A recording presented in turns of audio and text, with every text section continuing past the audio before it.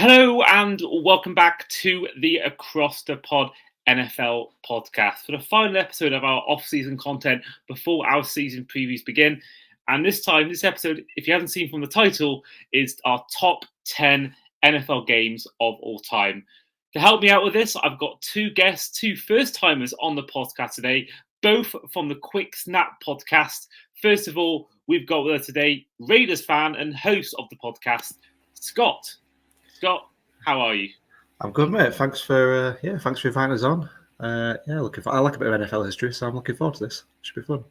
Well, I've had the pleasure of being on your podcast before, so it's only right that I return the favour at some point. And what a perfect episode to do it with. Now, our second guest is the other half of the Quick Snap. But with us today, also his first time, is Cleveland Browns fan, Brett Curwood. Brett, good to have you on. Nice to be here. Great to be here. Thank you for having us. I can't wait to get this one going. Yeah, I'm looking forward to this one. I've been doing my research. There's some games I've looked back on and enjoyed watching, and some are so old I haven't watched. So that should be interesting. What we're going to do, we're each going to go one by one, suggesting different game, and then we'll eventually have our 10 games, and then we'll somehow try during the episode to try and establish who's 10 all the way to who's 1 and what is, in our opinion, the best ever NFL game played. Now, before we do all of that, you guys are newbies to this podcast. So, as you are first timers, I want to ask you guys, as I do with every new guest, why you support the teams you do. So, Scott, first of all, with you, what made you a Raiders fan? I'll probably regret it 20 years later, but I actually used to watch. I don't know if anyone watched it. A show called In the House had LL Cool J in it, and he was a retired Raiders running back, and I watched that as a kid. And then once I sort of got into the NFL a bit, I was like, I've got no other reason to support a team. Nobody local, obviously. So I was like, that's kind of good enough. And yeah, I say a joke, and I actually am a proud Raiders fan. Yeah. And you've been to the games, haven't you? Even at the old Coliseum, is that right? Got to I think it was second to last game at the Coliseum before they. We moved out to Vegas. I got over there, which that was great actually. Loved being over there. To fair, the Raiders fans are pretty in your face. So when you get over there and they realise how British it was, quite funny. But I wore a Jamarcus Russell jersey too, which I got a lot of shit for. So that was probably a bad idea. But yeah, it was great getting over there. It was fun. Yeah, I mean, I've actually been on a plane with Raiders fans, and that was, let me tell you, that was an experience. Yeah, we're sorry. Well, actually, no, we're not actually. No, actually, no. Oh, here he is. He's not apologising now. Yeah. I mean, classic Raider.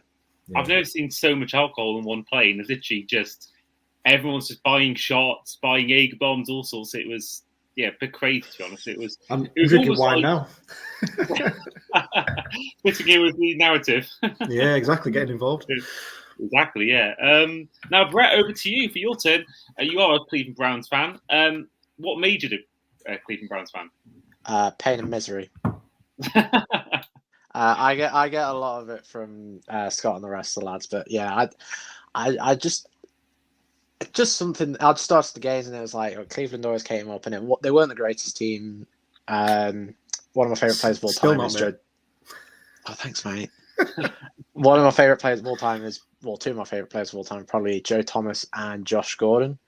One of the games that we'll get into later, I assume, anyway, was a Super Bowl, but they weren't in it. But during that season was when they were just going dynamite. Like Thomas was being Joe Thomas, one of the greatest offensive tackles ever, and Josh Gordon was, he was doing bits before he got involved with that thing called marijuana. But I just supported them ever since. I've had a love-hate relationship with them.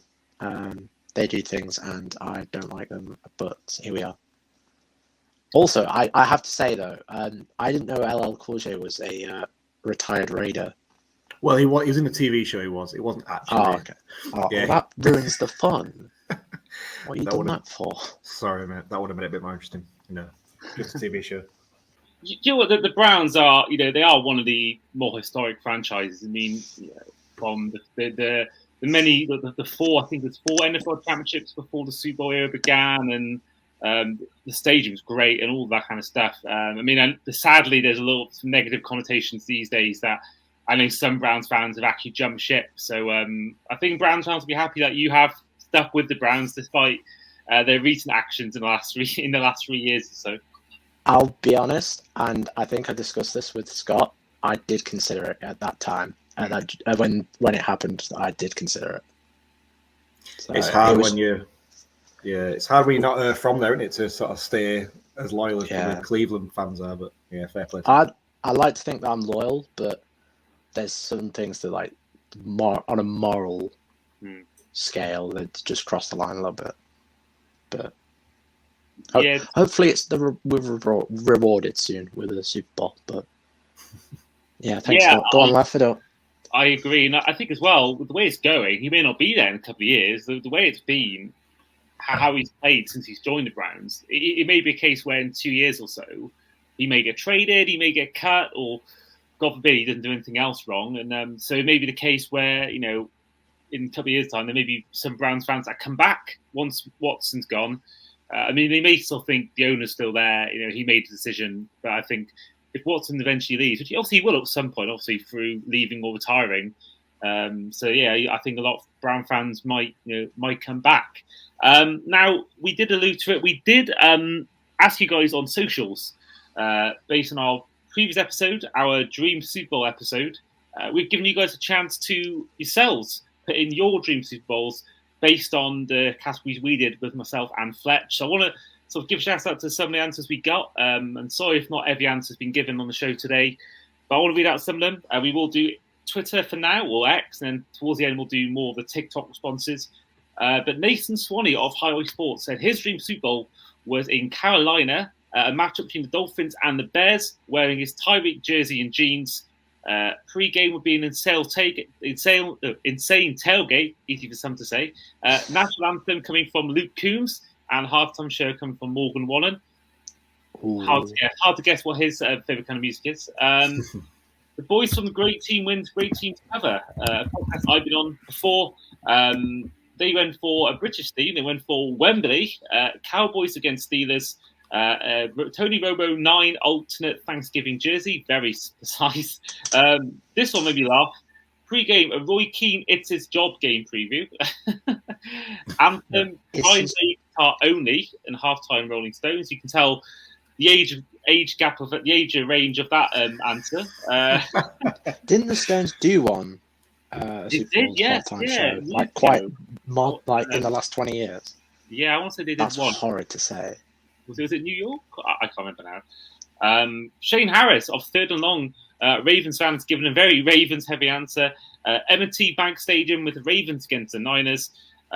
Gear wearing his full Poe mascot suit. And then pre-game entertainment, a live WWE event. National anthem singer Miles Kennedy of Alter Bridge. No idea who they are. And then halftime show, which is no shock to anyone who knows Shane, Metallica. Now, David Figgins, our Chiefs fan, who's going to be on in a few weeks, he went for a New York Super Bowl like myself. Chiefs against the Lions, because they're the team I'd most like to win out of the NFC. My Alex Smith 11 jersey and a pair of Adidas trackies and trainers. He went for Dave Grohl as the national anthem singer and Fall Out Boy as his halftime show act. And then a few more. We got Tom Kavanagh at Tominic1 on Twitter. He had location New Orleans. Dolphins against 49ers, a very real possibility this season. Gear, full uniform, helmet, cleats. Pre-game entertainment, New Heights podcast, beer bowl event. National anthem singer, Regina Spektor, no idea who that is. And then halftime show, we got Foo Fighters. And in the final two, we've got my co-host on Fins Nation UK podcast, Bradders at Sparks 1978, Mark Bradley. He went for location, Allegiant, ...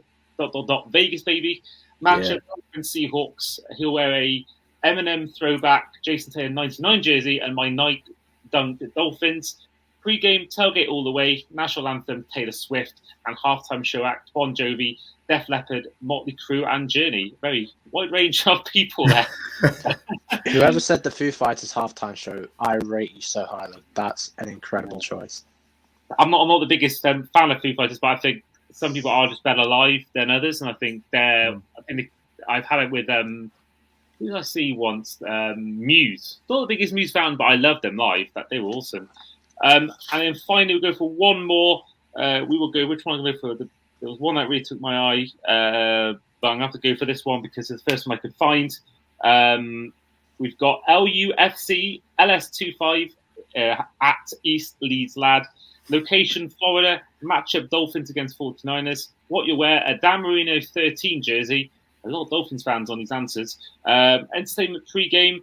Punt, pass, kick for kids. I don't know what that is. National anthem singer, Beyonce. And then finally, halftime show is Prince. Yeah, that is the thing we've got. There's loads more I could have said. Texans 900, CC NFT 333, Adam Lee Palmer, who sent me a DM. Actually, I'll read his out because you can't see his online. He went for Miami, 49ers against Bengals, as that was Super Bowl when he was born. Pre-game entertainment, supporters taking field goals for prizes. I love that one. National anthem, Tracy Chapman. And this is the best one so far. Halftime show, Coldplay with Michael J. Fox. But yeah, other ones you can see online anyway. So if you haven't seen those, head on to the comments on my tweet about this Q&A sort of interactive tweet I did, and you'll find out what the rest said.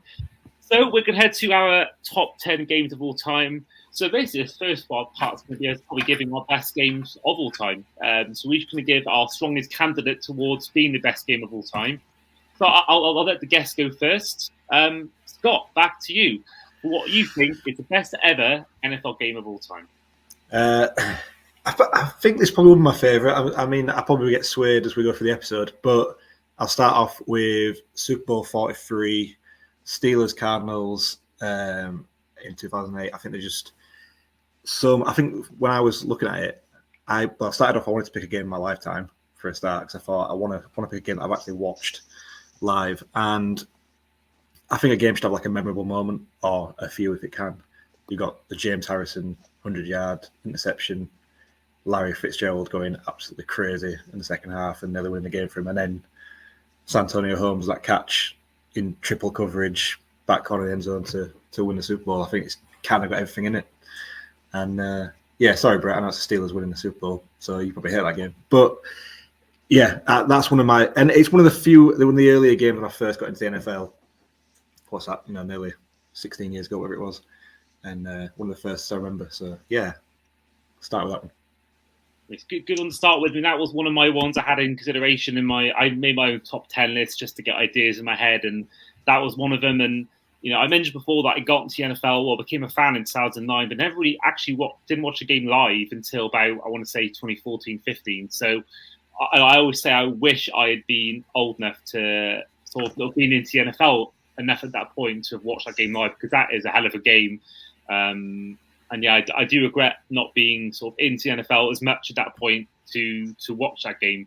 So it was a hell of a game, and it was the Cardinals' only to date Super Bowl appearance, and it was a fantastic run by Kurt Warner, and it was almost one of the great stories. Someone who was at that stage of his career where he was starting to thinking about retirement, and then he goes and pulls out a wonderful run. And Fitzgerald, easily one of the best ever Super Bowls, best ever players not to win a Super Bowl, and one of the best certainly performances in the Super Bowl without winning it. I think Julio Jones may have an answer for that later on, but yeah, what an amazing game that was. And yeah, I do wish I'd watched it.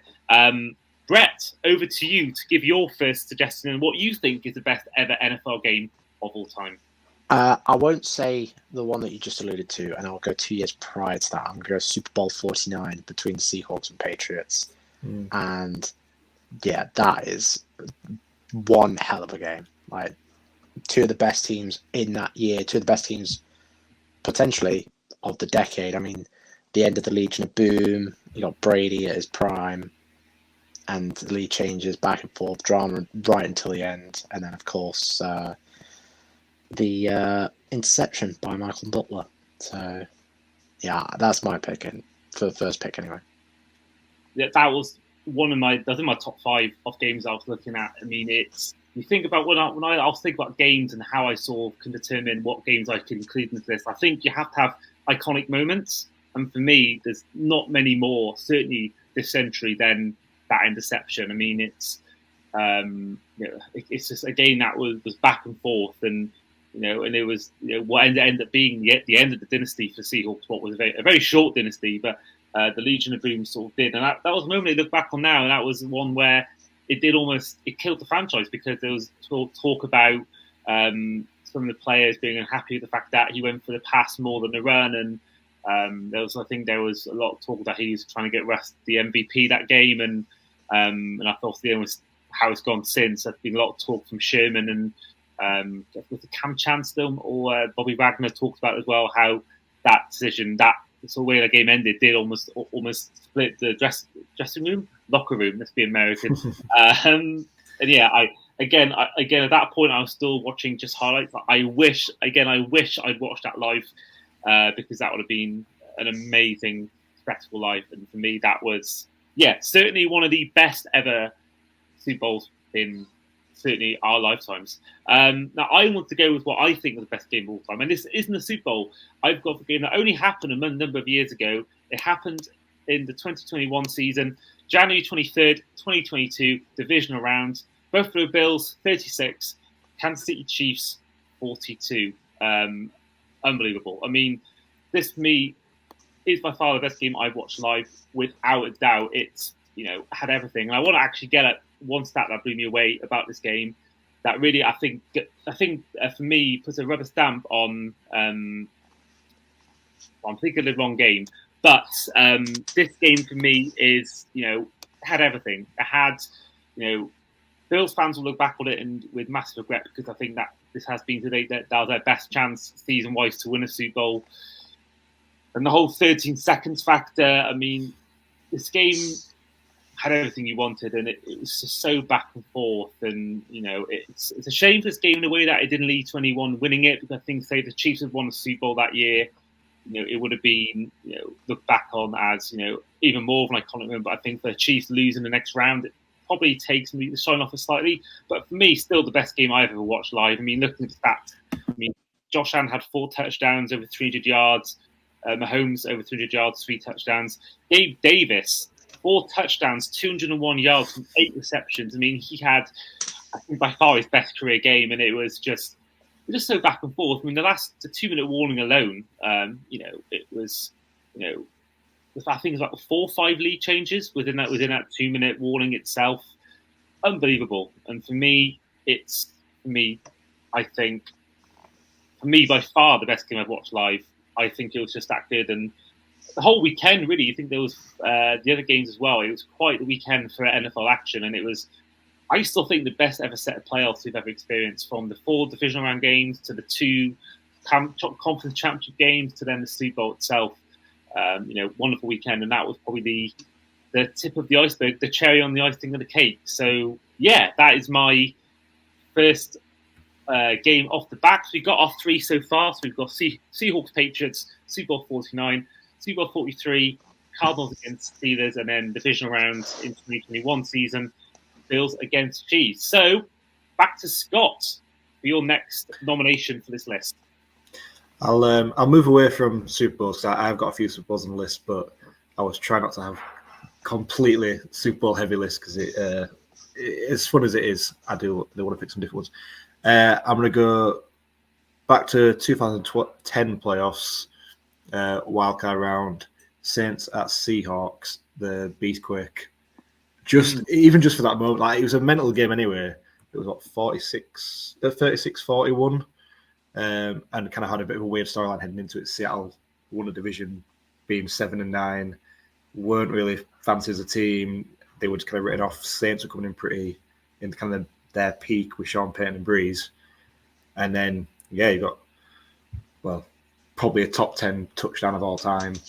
The crowd goes and creates what would have been an earthquake if it was actually on a Richter scale, and just the whole sort of, it kind of puts Seattle fans on the map as well, which I thought was quite cool, that they were always a loud crowd. They were always sort of seen as that, but that kind of put them as like on the next level of being, that stadium and the atmosphere being what it was.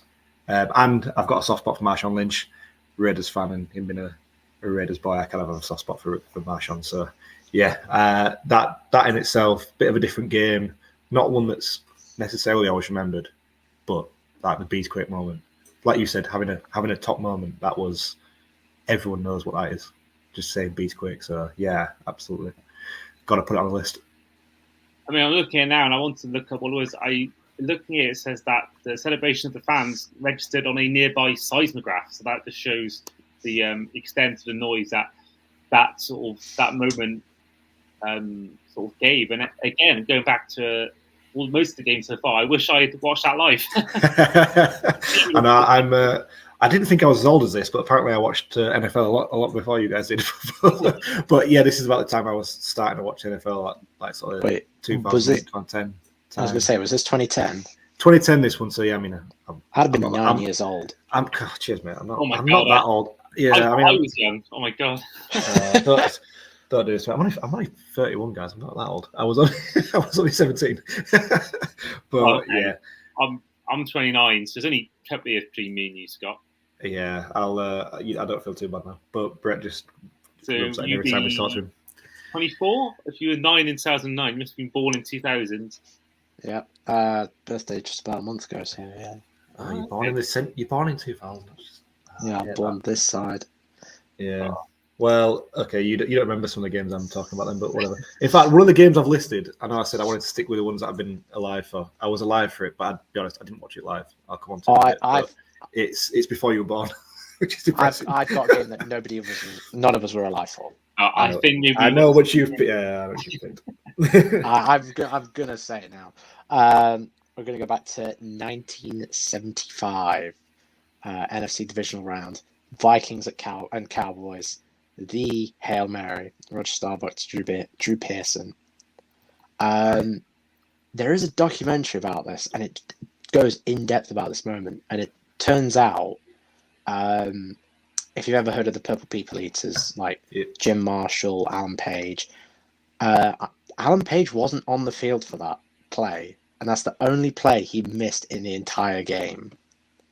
He missed he was on the field for every play apart from the last play of the game, which was that play, and yeah, just happened to be the originator of the Hail Mary, the last hope.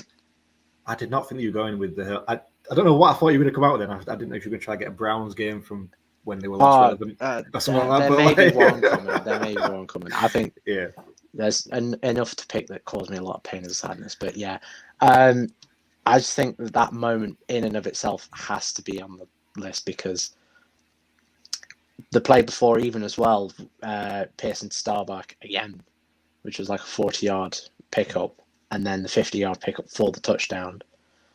It's iconic and should be immortalized in NFL lore. I mean, yeah, it's one of the more iconic throws. I mean, I don't know whether any of you watched A Football Life, the forward pass. It's a great documentary, one of the better football lives, I'd say, and it goes into detail about how it's developed from being just a purely running kind of style game to then you go forward a few more years and people viewing as passing as being for wusses and for wimps and stuff like that, and then eventually now becoming what it is today. But they did touch, I believe, on that stall back pass, and yeah, what a moment! And I think that's pretty much the things like that have really, have created a lot of today's best moments. I mean, Aaron Rodgers' Hail Mary against Detroit Lions, and the way passing's gone. I mean, that probably was a big part of it becoming a very passing orientated league. Now, for my second nomination, I wanted to go. What for me personally is the best Super Bowl I've ever watched. I'm going to go for a game that was on February 4th, 2018. Philadelphia Eagles 41, New England Patriots 33. I mean, this game for me had everything. I mean, Tom Brady had over 500 passing yards and didn't win the game. That just shows how good this game was. I mean, it was, again, so back and forth. You had the Philly special and so many more things. I mean, it's kind of legend of Nick Foles. Yeah, exactly. And that's, the one season wonder that he was. And that was just one of the, again, it was very rare. I know they're number one seed, but they were the underdogs throughout the whole of the playoff run because of the Carson Wentz injury. And they just won and won. And then Patriots just, whatever the Patriots gave, the Eagles gave back and more. And it was just, it's one of those games where I think that if I wanted to tell anyone, like, watch a game of football to get you into it, that'd be one of the ones I would show because this game had everything. So much happened in this game, and I could go on and on about it, how good it was. And probably one of my favorite games of all time, certainly, and I think one of the best games because I think if you can have that kind of game on the world's biggest stage, watched by millions of people, it shows something. And for me, it's just a fantastic game. Obviously, topped by Tom Brady's talking Hail Mary's last ditch Hail Mary attempt, couldn't quite get it off, and then the Eagles won their first ever Super Bowl, and they only won to date. So it was all round it was an amazing game. And I think unless you're a Patriots fan, I think everyone was cheering on the Eagles. Maybe besides, I don't think Cowboys, Giants, and Commanders fans maybe or Redskins back then, but certainly everyone else, but certainly the Eagles. And I think it was defeating the enemy. That was the Patriots. They were going for back at that point. And for me, unbelievable game. Now back to Scott for your third nomination. You just took my next game. You jumped ahead of me. No, that was definitely on my list. I think you're right. Philly special, going for that on fourth and stuff. That was a great moment, and everyone wants to see the Pats lose, don't they? So, I kind of hinted at this game. Go back to before Brett was born. Another Super Bowl. I promise I'm not picking all Super Bowls. And I'm going to go to 1999 Super Bowl 34, Rams versus Titans. We've mentioned Kurt Warner already in the Cardinals game, and just that whole story of him kind of being basically packing bags in the supermarket, and then Trent Green goes. I mean, I know he got signed before this, but Trent Green goes down injured. They start him outright out the gates. He's throwing touchdown, breaking records, gets him to the Super Bowl, and then even though the game itself, probably for the start of it, wasn't the greatest Super Bowl of all time, they sort of pull out a great 65 whatever it is yard touchdown pass, and then the Titans look like they're going to steal it with Steve McNair kind of marching down the field, come up 1 yard short and get tackled like that right at the end, right, literally within inches to go, and that's how the game ends. I think that's the whole story of Kurt Warner the whole season, and then it being literally half a yard between them for the Super Bowl title. I think that's that was a great moment. And Brett, that was before you were born, so you can stick that one in there. I love Air McNair. Kevin Dyson, Frank Wycheck. I have a Air McNair jersey, and it's a good one. I got nice. Oh, that was too much for Brett. Brett had to run away from that one. He was like, something not this century, and Brett just freaked out and almost left. Do you know what I'm thinking? What do you reckon would happen if you put Trent Green, Carson Wentz, and Drew Bledsoe in a room, and you put on highlights of Nick Foles, Tom Brady, and Kurt Warner win Super Bowls? Do you think that would just be, I think, the ultimate torture for those three? Because they would just look back, those three players on. I know they all got rings as a result of it, but do you ever think those players look back and think, that could have been me? Maybe not as much Bledsoe, you probably realise that Brady was just that guy, but I think certainly you look at Carson Wentz and Trent Green, just thinking, I bet they think, God, that should have been me. Especially Wentz. I mean, Trent Green was a good quarterback in his own right at that time, but he didn't play a snap that season. He got injured in preseason. It was kind of Warner's team by then. Well, Wentz was an MVP candidate until week 15, 16, and he tears his ACL. And it's he got them to the. I don't think Nick Foles would have got them to that point all season, whereas Kurt Warner was the. So Wentz must be the most annoyed. I mean, Bledsoe was also a very good quarterback in his own right as well. He guided, pick, wasn't he? Yeah, he guided the Patriots to a Super Bowl in the mid-90s. Got throttled by the Packers, but he's still a good quarterback in his own right. I'd say probably Trent Green, but that's just because he didn't play a snap, and it's that sliding doors what if moment. Would the Rams have been better or worse if it was Trent Green and not Kurt Warner? Greatest show on turf, though, wasn't it? So, would it have happened without Warner? I don't know. I think there's just some players that are just better in the regular season, some better in the postseason. I mean, you think about, Eli Manning, for example, is probably the best example. Peyton Manning, by far the better quarterback, career-wise, regular season-wise, but Eli Manning had something. I know they got the same amount of rings, but Eli had something. And, from the two catches in both those games, Tyree and Manning, and even Nick Foles was, was just somehow just in that one or two. I think the next year as well, he did well against the Bears. And there's something about Nick Foles and Manning, just when it goes to this moment, they're not the complete players, but you put them in the moments in the shining lights, they turn out to be unbelievable. And I think that, it's just amazing how some players even these days. Lamar Jackson can't seem to get over this playoff hump. That's what I thought of. Yeah. Oh, come on, Brett. You're just a bitter Browns fan. Lamar Jackson has 2 MVPs, but Rodgers has 4 MVPs, but he's also been known as a massive choker. Kyle Shanahan, amazing regular seasons, postseasons, albeit he makes Super Bowls, but he's lost 2 of them. Whereas some people, they seem to just be a far less quarterback and perform way better. And I know recent times Mahomes has taken the dominated recent times, but you look back at the Trent Dilfer's gone out and won a Super Bowl. You look about Joe Flacco, not by all means a great quarterback, but he had that amazing run in 2012. Even Tim Tebow had his moments. But yeah, it's just amazing that some quarterbacks can just turn on when maybe they're not as good during the regular season. Now, back to you, Brett. Actually, so you again for your 3rd nomination. Oh, there's a lot of games are coming in now. Like, when you think about it, and it's like, that's a great game. That's got some good moments. That's got some good moments. I'm going to go 2018 regular season. The best regular season game ever played. And we was robbed of the Super Bowl by the refs. Chiefs-Rams, Monday Night Football. Should have been in Mexico, and they changed it at the last minutes to the LA Coliseum, and thank the Lord that they did. 54-51. Such a good game. Like Todd Gurley, Patrick Mahomes, Jared Goff, the air show that took place, Tyreek Hill as well. You just can't get any better than that during the regular season. Unbelievable. I mean, the stat I was trying to find earlier, it was for this game. In the 4th quarter alone, there was 35 points scored. I mean, that's just insane. There's not even 35 points scored in many NFL games. To have that in just 1 quarter alone, unbelievable. I remember watching this game, I just couldn't believe what I was watching. It was just, there wasn't many moments where you were sort of bored. It was just something was happening every single minute. It was unbelievable, and it was just a real back and forth. And like you say, we were robbed of the Super Bowl. Whether it's Nikhil Roby-Coleman, the incident with him in the Rams Saints game, and then the Chiefs Patriots game. That was obviously a bit of Tom Brady's greatness, but also there was that. I forget who the player was now.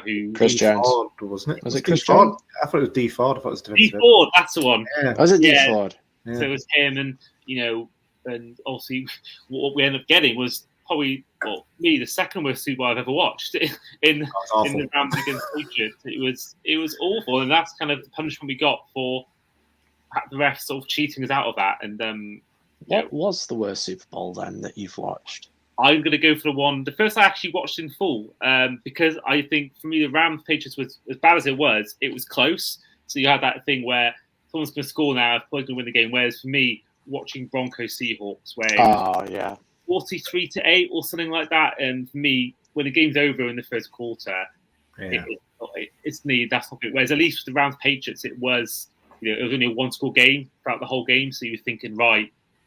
I'm a big sucker for defensive football and defensive matters. And I quite like that tactical battle defensively. Obviously awful offensively. It was both teams were shocking. Jared Goff, by far, probably the worst game of his career. But for me, at least that game was close. Whereas Seahawks Broncos was the first play in the game, ball stuck with Peyton Manning's head, safety, and I never looked back really. It was just I thought it was a terrible game, and I think I would watch Rams Patriots again, but I don't think there's any money in the world. But there probably is, to be fair. But it'd take me a lot to watch that Broncos Seahawks game back. It was awful game. Oh. So one-sided. Bucks Raiders for me. Can't get over there. Oh yeah, Rich Gannon throwing about 25 interceptions and 5 interceptions. Dexter Jackson with a pick 6. He got 2 that game, didn't he? Derek Brooks got 1. I think there were 3 pick 6s in that game. It was Well, that was my next game. Sniped off my hands by you, Brett. So I'm going to go for a game. I'll get over it in time. Now, what I was going to go for was the game that has probably the most famous catch it's in the name, in history, the catch. Cowboys 49ers in the 1981 season. It was January 10th, 1982, and the 49ers did win 28-27, and I had that, the infamous catch by, literally the name's Dwight Clark. Dwight Clark. Was it Dwight Clark? Yeah, it was Dwight Clark, tight end. Was it tight end? Yeah, he was tight end, yeah. So Joe Montana throws Dwight Clark, and it's created one of the most infamous moments, catches in NFL history.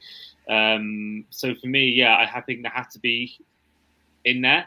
And I realise that we've got 9 out of 10 now. So we've only got one left to give. So I'm going to hand over the reins to you guys. As you're the guests, I'm going to give you guys a choice of one more game to put in there.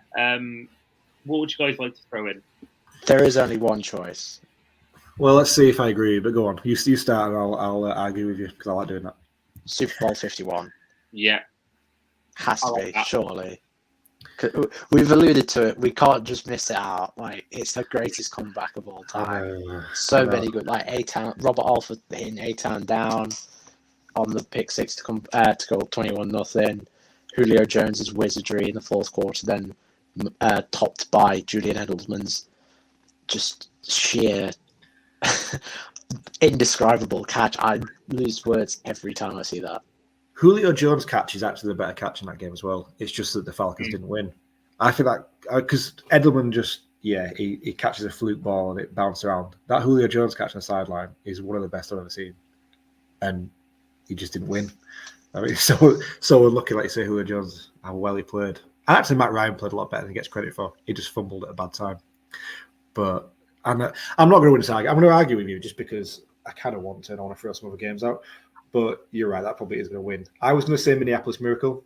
That was my I think that's the other one that I could throw out there. Like the Saints they take the lead with 25 seconds left, and it's not quite the Chiefs-Bills territory, but before that happened, it kind of was.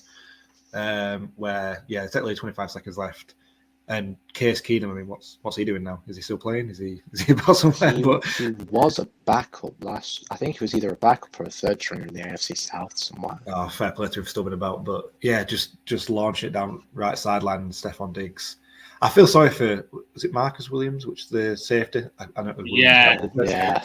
And he sort of tried. I think he tried to not give a penalty away by hitting him early, and then just completely missed him, just let him walk in. And you're like, that's devastating. But that was my other one that I would throw in. Do you know what I love about that season was, I don't know whether you guys remember years ago the FA Cup, there was a FA Cup where the semi-finals were Barnsley against Cardiff and West Brom against Portsmouth. 2008. That was vintage football. Amazing. My favourite FA Cup season, that isn't Liverpool winning it. But that season that you mentioned then, the 4 quarterbacks that were playing in the Champions games were obviously Tom Brady, Nick Foles, Case Keenum, and Blake Bortles. If we'd got a Case Keenum against Blake Bortles Super Bowl, that'd have been just fantastic. Well, we almost got the Jags because that was another one of the refs. The refs did they called Miles Jack down for fumble, and he wasn't down, and that would have won the game for the Jags. Yeah, so that was that.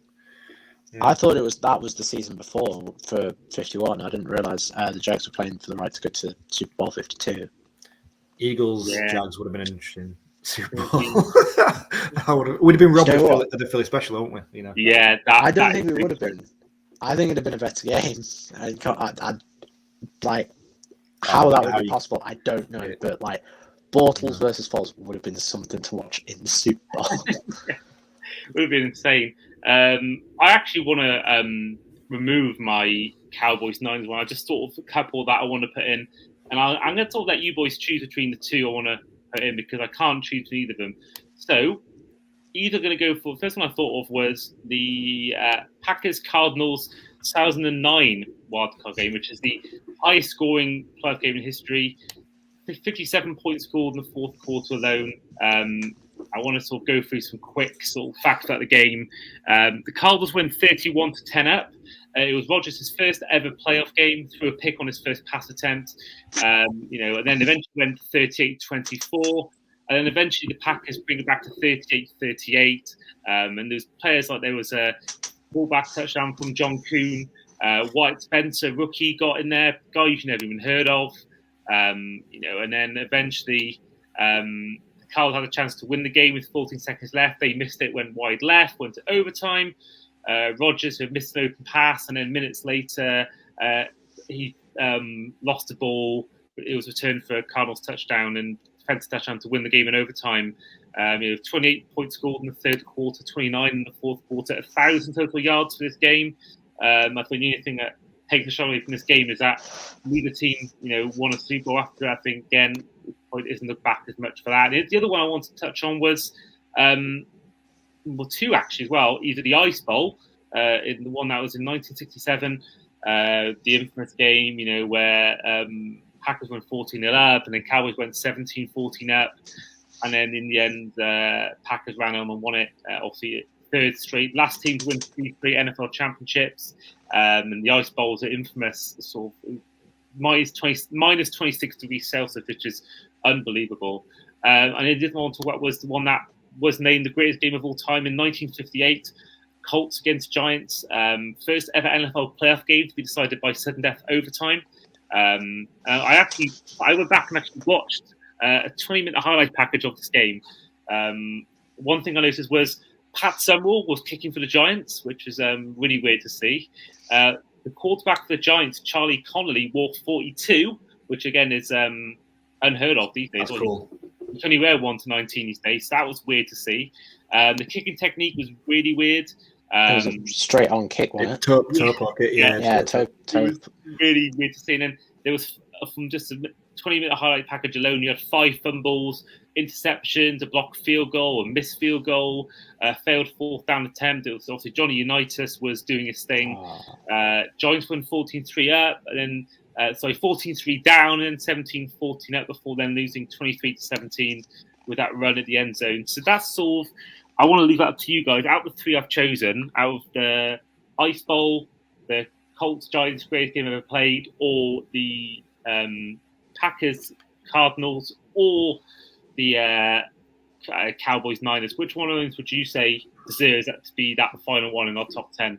I was going to ask if who the quarterback was, because I was torn between Earl Morrall, Y.A. Tittle, and Johnny Unitas. But Y.A. Tittle played for the Giants at some point, didn't he? So, but Yeah, Earl Morrall was they had Earl Morrall in with Unitas when the Jets won the Super Bowl. They both swapped with Super Bowl 3. I want to play for the Dolphins as well. Elmore, I believe he was in that Dolphins 1972 team. Yeah, he was. Yeah, I think it was him and someone else that was. I think it was him and Bob Greasy. Bob Greasy. They were fighting out for the. I can't think which one got injured, and then the other one stepped in, and then the other one back towards the end. Yeah, it was Greasy that played the Super Bowl, I think. And then Sonka won. Yeah, I believe. I'm not sure. I think you're right. I want to write off the Ice Bowl, not because I don't think it's worth it, but because I wanted to say a game that I'd probably seen in my lifetime, but also the 1958 game is arguably the greatest game ever. So I think, Brett, you should just... I'm going to write off the Ice Bowl, but you pick out of those 2 remaining. Which were the 2? The Colts Giants and the Cardinals.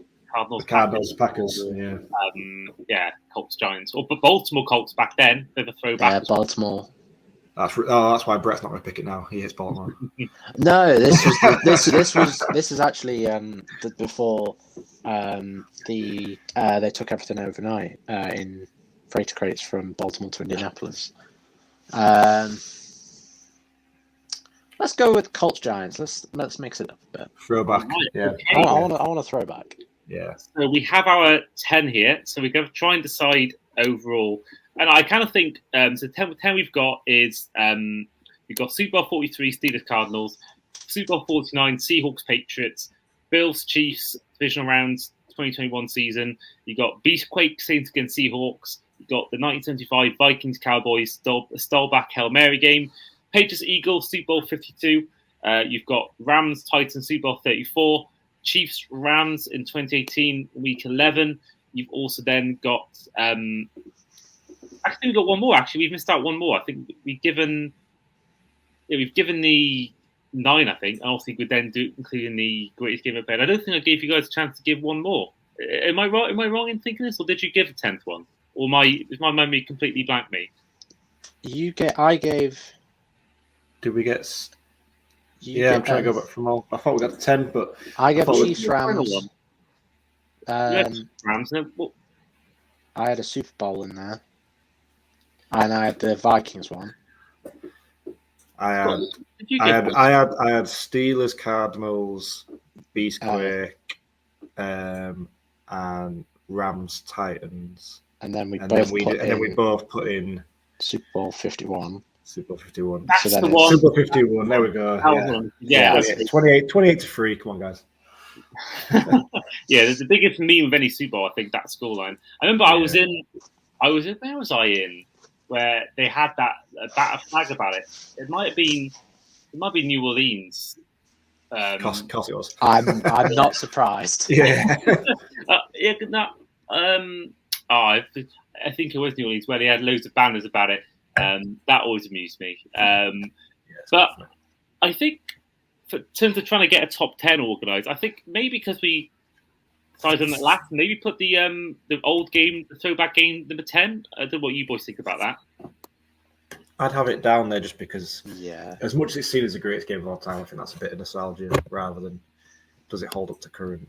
Also as well, I think with the other 9, like this, I think this would have been the same if it was the Packers Cardinals game or the Cowboys Niners. I think that would be number 10 anyway. Like any of those 3 games, because the other 9 are just so good. Well, I think 9's actually pretty easy as well. I don't know what you guys think, but only because it mattered less than the rest of them. And if I'm really honest, I can't remember a single standout moment. Is as good as the game was, Rams Chiefs. Yeah, it was mid-season. I don't really remember like an iconic moment from that game. 451 one, you mean? Yeah. Okay. The Rams Chiefs in mid-season where it was the highest scoring game.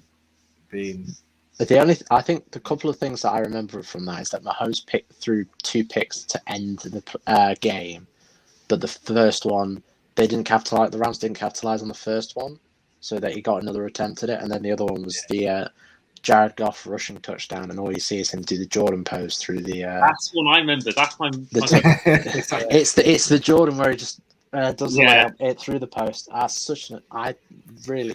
That's an underrated moment. Like just because of like how cool it is that it's the Color Rush jersey. Color Rush jerseys. It's a good the mustard ones. Aesthetically, it's a great game. Like night game, Color Rush. It is a cool looking game. Those mustard Rams jerseys. I think just being in a costume. I actually want to put this higher than 9. I kind of want to put my case for this being a bit higher than 9. I think 9 personally should be the Vikings Cowboys 1975 one, purely because more of a moment in the game itself. That's something that maybe put that at 9 for that reason. Yeah, let's go Hail Mary 9. I think that's fair then. Okay, I was going to say that the Hail Mary itself does carry a lot of weight, but it's still a good game. If you've not watched it, it's still a good game regardless. Yeah. Okay, so let's put Chiefs Rams at 8. Let's do that. That's actually, no, I want to try and see if we can get anything else ahead of that because I think that was a great game. But what else was maybe Beastquake? Maybe. I think Beastquake would be hard to put it in the top 5. I think it's definitely sort of 6 to 8. Yeah, I do think it's so iconic, and it was a playoff game. Does it matter more? But yeah, I get that the game was probably better. I would have said Beastquake 8 and then Chiefs Rams at 7. That's just you guys outvote me. I'll go with that. Yeah, okay, let's do that. So we got we got Beastquake at Beastquake at 8, Chiefs Rams at 7. So now we've got down to the final 6. So we got left. We've got Super Bowl 49, Super Bowl 43, Super Bowl 52, Super Bowl 34 and 51, and then Bills Chiefs division round. This is tough. It's tough. I think the top 3, I think the top 3 will probably be 51, Bills Chiefs, and 49. That's just me. I think not in no particular order, but I think that those 3 games, when you first think of the NFL, you think, I think that's you showing your age a bit there, mate. To be honest, you've not been alive for half the other ones. I think what's fair at 6 is probably one of the ones I picked here, Rams Titans. That's why I was thinking. I think it's a great game for top 10, but I don't think it's top 5. I think it's sort of. Yeah, I think maybe because it ended on someone not scoring rather than someone scoring. Maybe.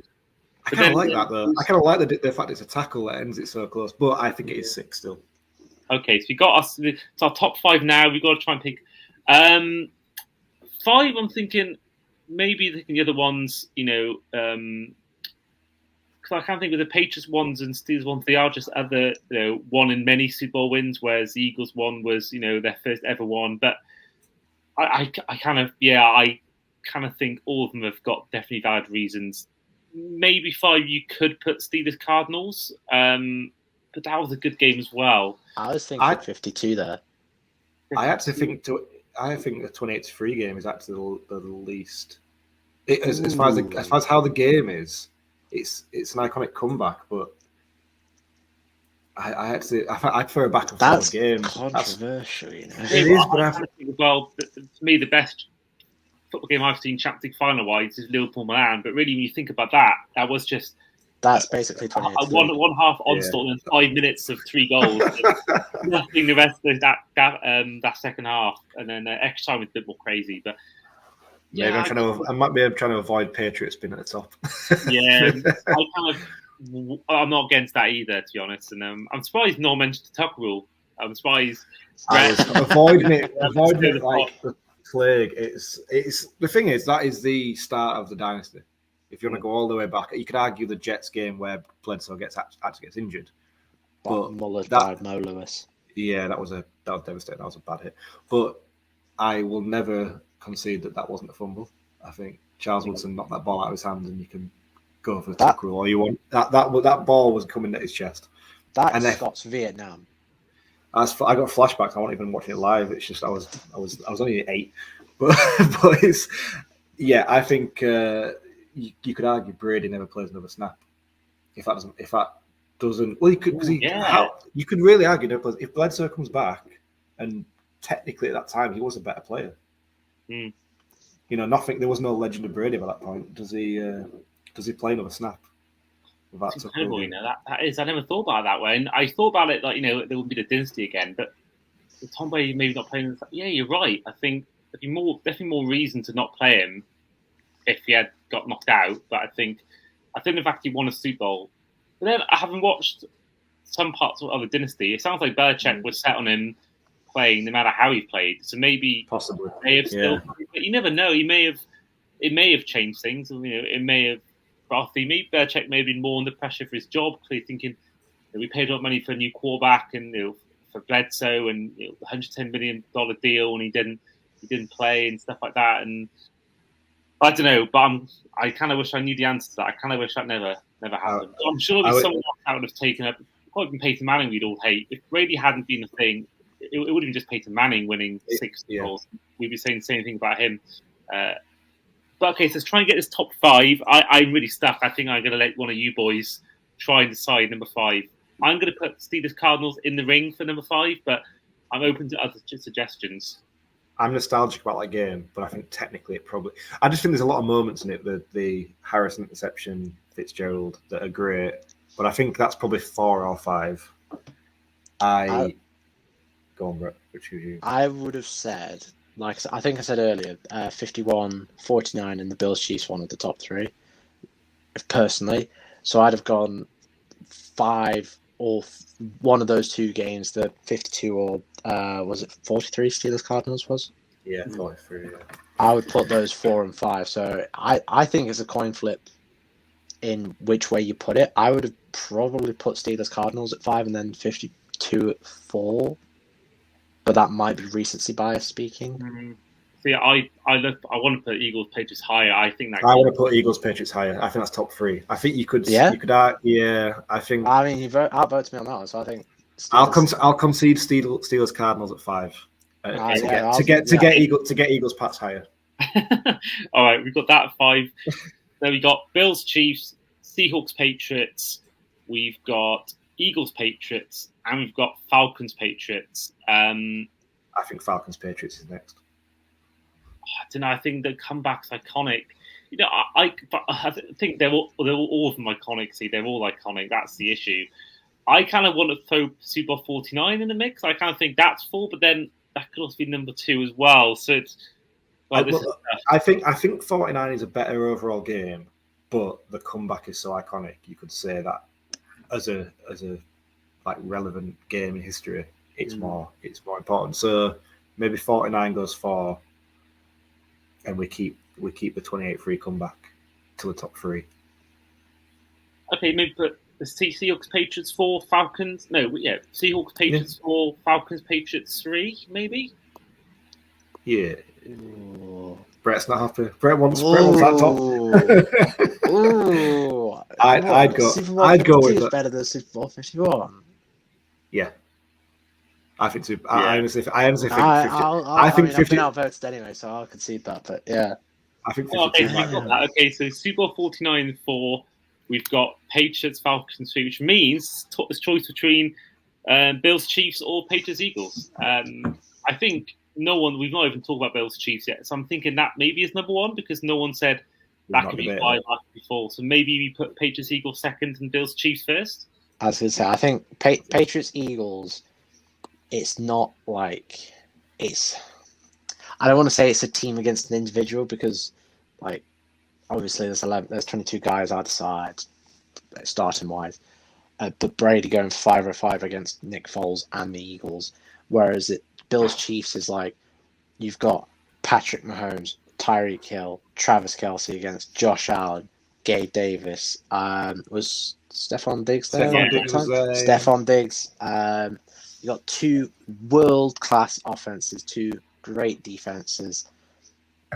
I just think that in and of itself, like it's 2 fantastic teams in the peak of their powers, just going hell for leather, throwing haymakers at each other, and they're not going to come. One of them's going to come out, but you don't want the game to end.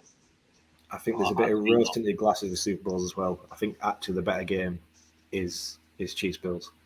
I agree. That's what I mean. Go on, Andy. I was saying, yeah, I love that. I love the fact that my number 1 ended up being number 1. I think that's quite nice.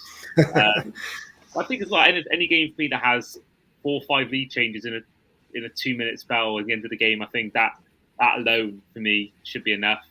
And I think, yeah, you look back at this is probably the modern day rivalry. I think the Bengals Chiefs is the more tasty rivalry. I think there's actual hatred involved in that. Where I do think you had you had an AFC Championship game involving these 2. You've had multiple playoff games. So far, it's been a one-sided affair with the Chiefs and Mahomes dominating Allen in playoffs. But I think this has been the most common playoff game in recent times. It's the most likely you've seen to Manning against Brady since that happened in Allen against Mahomes. And I think right now it's coming exactly how it was Brady against Manning. Manning, like Allen, couldn't beat Brady and like Mahomes. I think one day he will beat Mahomes. I think the law of averages suggests he will, but the way the Bills have been this offseason, maybe that won't happen for a couple of years. But I was going to say that's not happening this year. I don't think. Thank goodness. Hopefully not. I worry about Dalton Kincaid being like a Travis Kelce and being almost that being Allen's best friend. But could be. I hope maybe just for 1 year with no one else really to throw to. I'm hoping that will be our time to finally win the AFC East. So there we are. We have our top 10. So going from 10 to 1. Number 10 is the greatest game ever played back in 1958. Number 9 is Vikings Cowboys 1975. 8 is Saints against Seahawks, the Beastquake game. 7 is Chiefs against Rams 2018. Number 6 is the Rams against Titans Super Bowl 34. Number 5 is Super Bowl 43, Steelers against Cardinals. Number 4 is Super Bowl 49, Seahawks against Patriots. Number 3 is Super Bowl 51, Patriots against Falcons. Number 2 is Super Bowl 52, Patriots against Eagles. And number 1 is Bills against Chiefs in the 2021 season. That is our top 10 all done. And of course, those listening, as well as leaving a review and liking and all kinds of stuff on socials and on Apple Podcasts, do comment and say what your top 10 would be and let us know what you think of our list. Now, before we do go, I want to quickly allude to our TikTok comments that we have about other people's dream Super Bowls. So, first of all, was at j.hm9 on TikTok said, Jags against Dolphins, Wembley, National Anthem Michael Bublé and halftime show this week. Next one was some gave just a game. Others gave the full thing. So Jack Harriman at Jack is well cool said Dolphins against Cowboys at SoFi, so Dolphins can't complain about the weather. I'd rock up in a Peyton Manning Colts jersey to rep our last win and a tailgate pregame. Other ones, we have another British themed at @far_W mentioned Wembley Stadium, Vikings against Bills, his Jay Jetters jersey. Skepta pregame, which I'm not as keen on. Liam Gallagher national anthem, and the best one so far, a Waiters halftime show.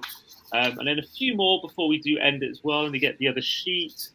So other people who came in, we had a very, if you can't tell who his two teams are, NFL and football, you'll know now.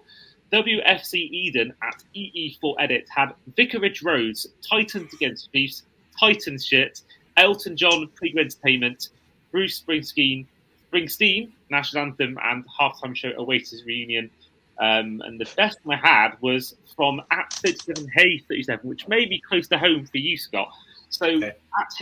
at 37 Hayes 37 said, had my dream Super Bowl just over 20 years ago, spent nearly $15,000 to get to San Diego and tickets to watch Gannon, Brown, and Woodson lead us to the glorious victory of Gruden against Gruden and the Bucks. Obviously, didn't get his wish, but yeah, if you've been to Super Bowl and spent that kind of money, then what a guy! $15,000. A lot, isn't it? It's a lot. If they had won, money well spent, but no. Yeah. Damn. I spent probably something similar to that for my America trip, but that was seeing all the stadiums, all 30. But for one game, that does seem a bit nuts. I remember actually. I was in Arizona last year. We came back from the Cardinals Giants game, and we were speaking to the Uber driver, and of course Arizona had the Super Bowl. What was that?